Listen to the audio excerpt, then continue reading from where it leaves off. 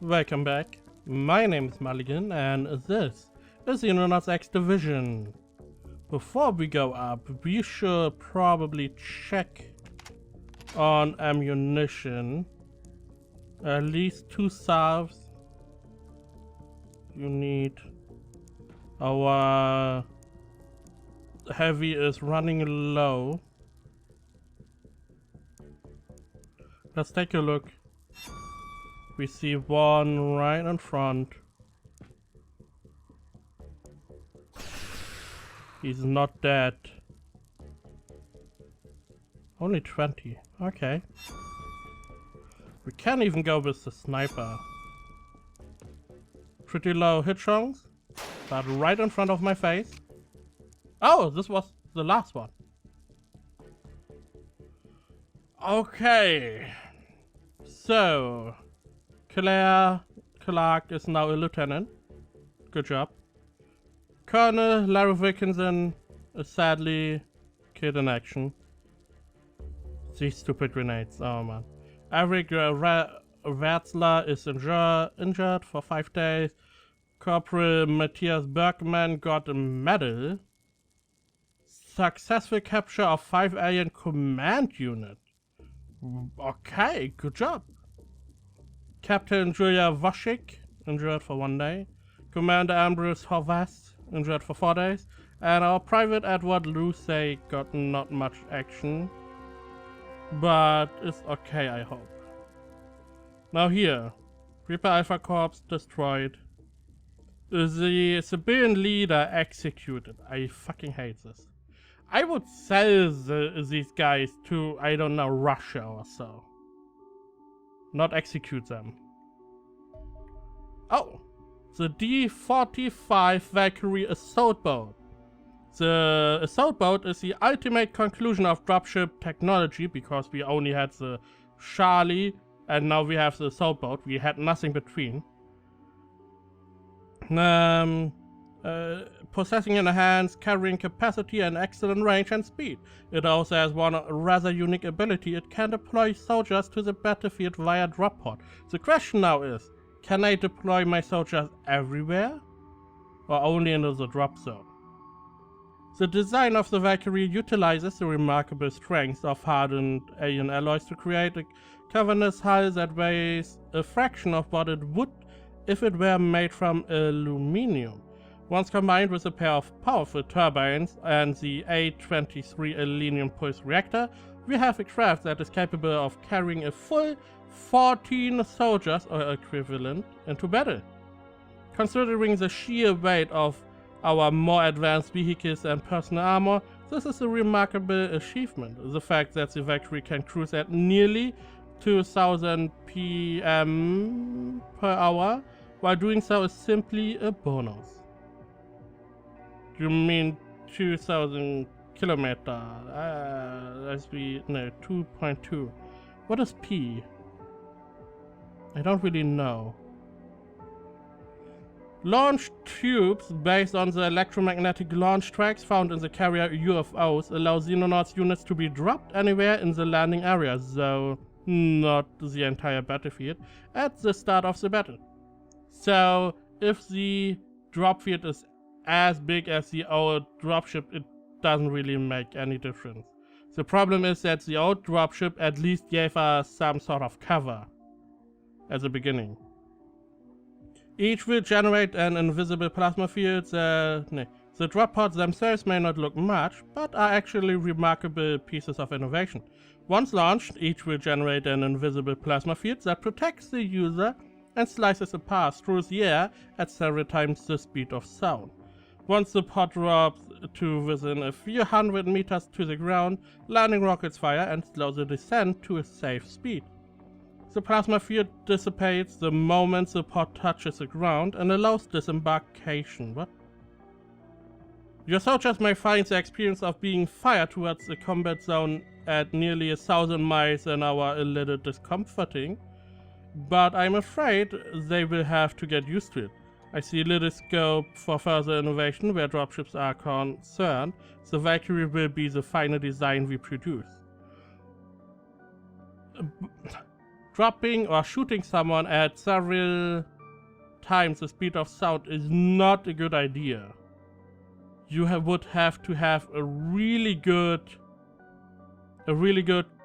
comfortable system in there. What is with the blood? Because you're shooting them to the ground, all the blood is probably rushing to the head. How do you lie them down? Or this is not a good idea. But okay, we now have the Valkyrie dropship, which is what I wanted. I wanted some better way to carry more soldiers. Now the question is, do I have to build it? I do have to build it. Okay, aircraft, Valkyrie dropship. Do this. I didn't really do anything. Wow. 4 days and we have it then. Okay, so we can carry 14 soldiers instead of 8. And 2, 4, 6, 8, 10, I guess. Can wait for the Charlie to arrive, then we can take a look. So first off, we can unassign you. Then we can... Nope. We can carry 10 soldiers normally. Now we can carry 14. Which means we need new weapons and new armor. We need a lot of more wolf armor. More wolf armor and more weapons in general. We are probably going to use a tank, I would guess. Takes 2 spaces, so fragmentation is finished. What I am going to do, let me send transfer. We should have a cruiser data course. There we go. And we have an ion reactor which we can send over. Yep. Send over, cost like 600. Bam. This way, we now... we can now get the stuff out of the cruiser core, which we didn't have before because we didn't have the... the first data course always getting the research done. And the second one we can send as a sample and get all the stuff we need. Alien anti-gravity generator. The largest alien vessels we encounter cruising through our skies must weigh so much that we simply could not understand how they could stay airborne using only their thrusters. This anti-gravity generator reveals the brilliant solution. Create a device that reduces the weight of the ship. A simple explanation. Weight is the force acting on an object due to gravity. This device creates a localized field that negates any gravitational pull acting on objects within the field, leaving them otherwise unaffected and their mass unchanged, but reducing their weight enormously. This allows a UFO to fly using only a fraction of the thrusters that would otherwise be needed could plausibly be generated. Indeed, any capital ship that suffered a field malfunction in our atmosphere would meet a rather abrupt end. The function of the device revolves around gravitons, which are the force carriers for gravity in much the same way that photons are the force carriers for electromagnetic radiation, such as light. This device emits a stream of antigravitons that pair up with gravitons in the nearby area, annihilating one another in the process that reduces the gravitation force acting on the area. This device can annihilate over 90% of the nearby gravitons, leading to a corresponding 90% drop in the weight of anything inside the field. It should be easy enough to replicate the technology and use it on our own designs. I have no doubt that it will prove to be a very useful discovery. Sentinel battlesuit. We can now research. An extremely advanced battlesuit that offers excellent protection and full mobility, incorporates a jump pack and sensors that enhance the vision of the wearer. Okay. Transport arrived. There we go, we wait for the assembling of the alien bases. Medium land ship, medium ship is just to get some intel. We have another one, ground attack. We definitely don't want this. And another one, ground attack. Another one, okay. So, first off, you want to do a ground attack. So, we take our squadron, attack you. You are just to scout, you can do that. Ground attack, ground attack. Now, he's going somewhere over sea. Auto resolve, bam. There are Wraiths in there and Reaper, we are airstriking that. Landing ship, return to base. Harrodans, airstriking. So the first squad here is finished. Can go and attack the second one. And you can attack this one. Auto resolve. What do we have in here? A couple Reaper and civilian. A medium landing ship. No. The problem here. Oh, massive carrier. Season, Wraith and Reaper. Not really the AVAX. Now here's the thing, the landing ships, the medium ships are problematic because they have this whole medium part which is 2 stories and I can't get attacked as they go in. The cruiser doesn't have that. We do have a carrier here which has Wraith and Reaper. The question is, can we shoot it down? Turn to overland. The freaking carrier is faster than my ships. Let's strike this. Okay. We finished the Valkyrie's dropship. We can decommission you. We now have the new dropship. So we assign you to Valkyrie 1. All of you, not you. The colonel, the captain, the commander, another corporal, a lieutenant, another corporal. Okay. And 1 special private. You. So we now have 5 spaces left. We do have to check the inventory.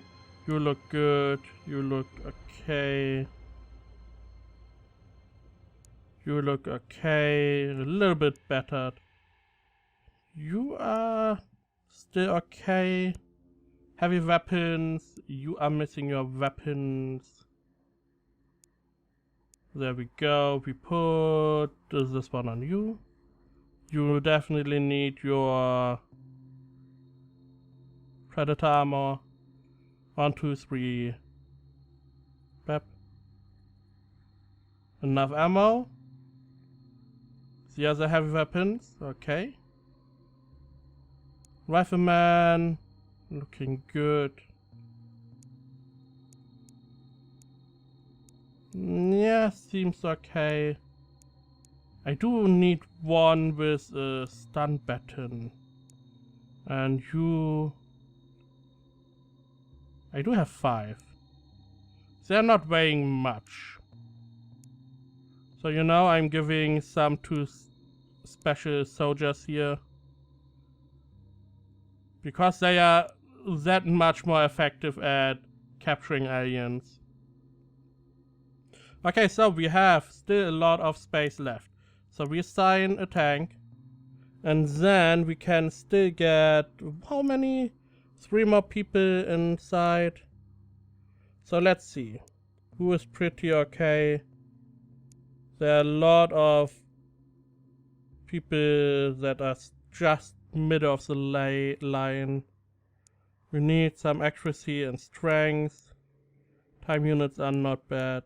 They're all pretty okay, so assign you. Health.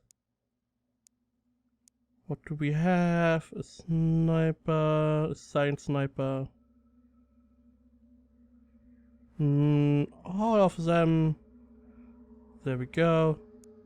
And we only have one more spot. For someone who's good. Maybe. Come on. A lot of health. Your strength is not that high, but the rest is okay. Good, we have 4, no, we have 3 guys. You should have 3. Okay, let's see. You are all good. You are good to go. So we have 1, 2, and 3 that need equipment. So, if I remember correctly, we do have some more stun weapons. There we go. 1, 2, 3. Basic armor. We have some wolf armor left. There you go. You get some nice grenades. Carry some of those. There we go. Good enough. Second one, you are good. Everyone has armor, right? I'm not taking armor from anyone. Good. There we go. We have another rifleman. We have some more rifles left. Pep. Now I don't want to make new armor because we are researching new armor right now. And it could be that that is better than what we have. So there's no real reason to get some kind of new armor that we then more or less have no use for anymore. There we go, you get this. You get sniper weapons. This one. You have 60 accuracy, so you should hit stuff, I guess. You have a medkit and some grenades. Definitely, we don't have EMP grenades left. We need more EMP grenades. But we got everyone equipped. So there we go. We can't really engage. Turn over land. We have 100% chance to win. The problem is that we can't really attack. Engage state UFO. Auto resolve. We won. There are 5 Rays and 5 Reaper. Here's the thing. I would love to attack them.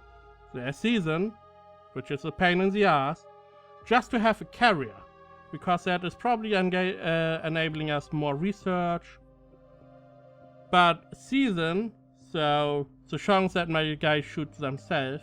Rays, they the people that can teleport and annihilate my guys, and Reaper, which can multiply themselves. I'm not going to risk that. If it were civilian, I could see that, you know, or Androns. If that was an Andron force, okay. They are probably then have in, you know, wait for the new armor, I would say. The new armor should not take too long to research. There we go. Sentinel Battlesuit. The S6 Sentinel Battlesuit is a combat exoskeleton designed for general combat usage. It offers less protection than our S2 Predator exoskeleton, but incorporates a personal jump unit and is not limited to using only heavy weapons. The helmet also features a unique camera system that allows the wearer 360-degree vision. Wow, this is nice. The Sentinel contains thousands of tiny sensors that work to detect and augment the wearer's movement, making it operate more like a second skin than a half-ton armored suit. It is capable of the same dexterity and range of motion as an unarmored soldier, whilst also providing amplified strength and excellent protection. The helm contains a full rebreather system, rendering the wearer immune to smoke and gas effects, and a variety of sensors and cameras linked directly to the helmet visor, giving the wearer unparalleled awareness of the battlefield around them. The jump unit does away with the miniaturized jet turbines of the Buzzard and utilizes alien anti-gravity technology instead, resulting in a much more compact device that also contains the suit reactor. It should be noted that this level of precision engineering would simply not be possible if the Sentinel were armored as heavily as the Predator. The more primitive design still excels at soaking up damage and remains our best option for assault work, but the Sentinel is far more versatile in combat. A mixture of the two designs would be a powerful combination. Taken together, they present the final word in the development of battlefield protection. So, they're awesome in every aspect, but they're not as tanky as a Predator. So Predator has 120 kinetic, 90 energy, we have more energy, less kinetic. Incendiary, we have less incendiary and less chemical.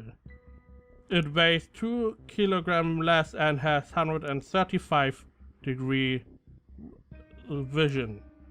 Now if we look at the Direwolf armor is good accuracy and night vision.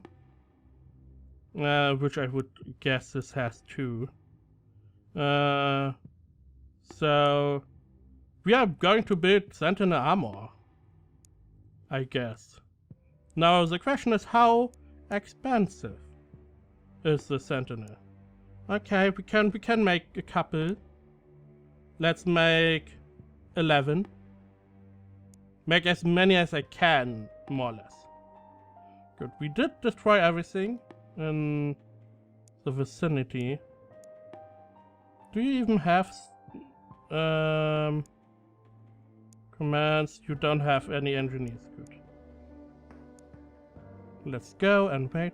We should have our commander private. So this is all our high ranked soldiers are in the ship. I have the feeling we are slowly but surely approaching the end game. So I'm pretty psyched about that. Now we can't get any bases anymore. We got every base.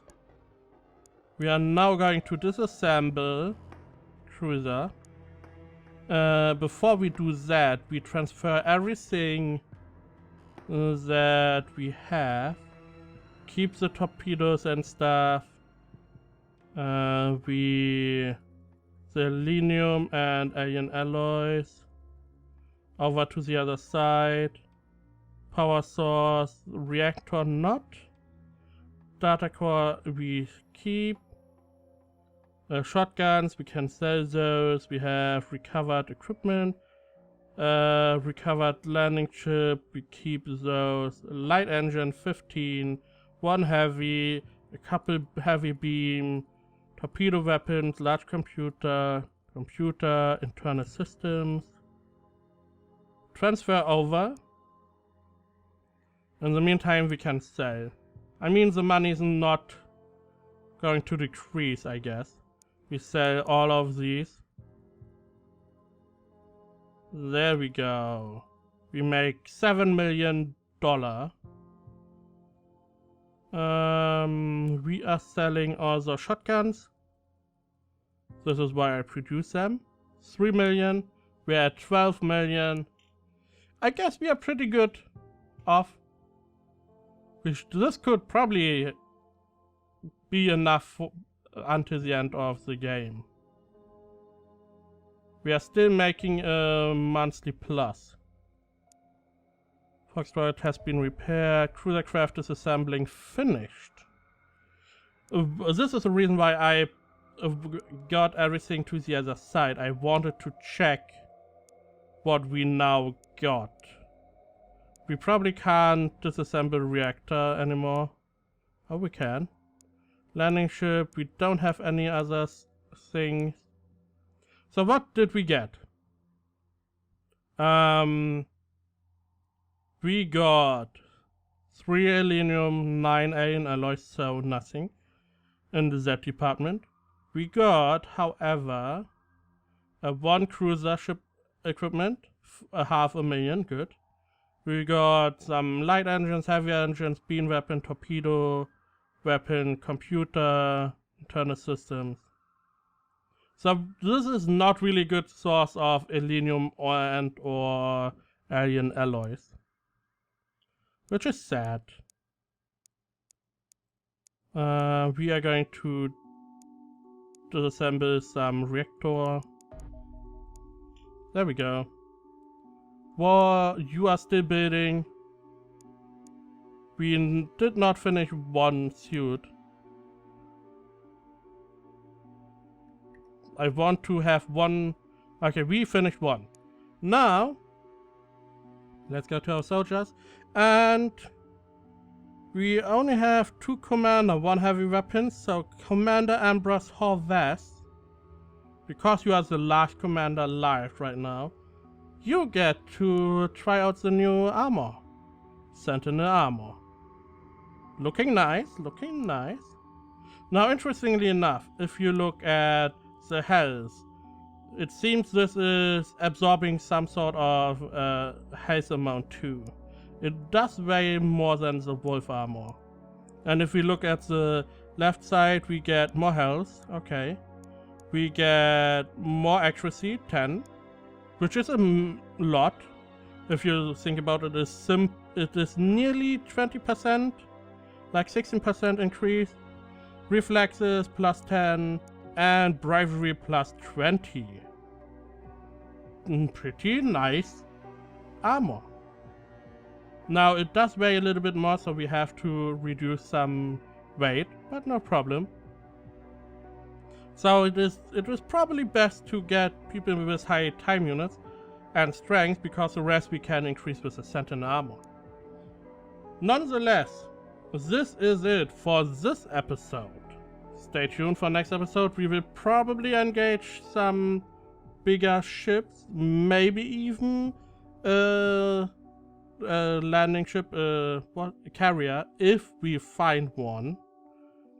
I don't really know, we will see. So stay tuned, don't forget to subscribe, share, like and comment, and as always, thank you for watching, and I will see you next time.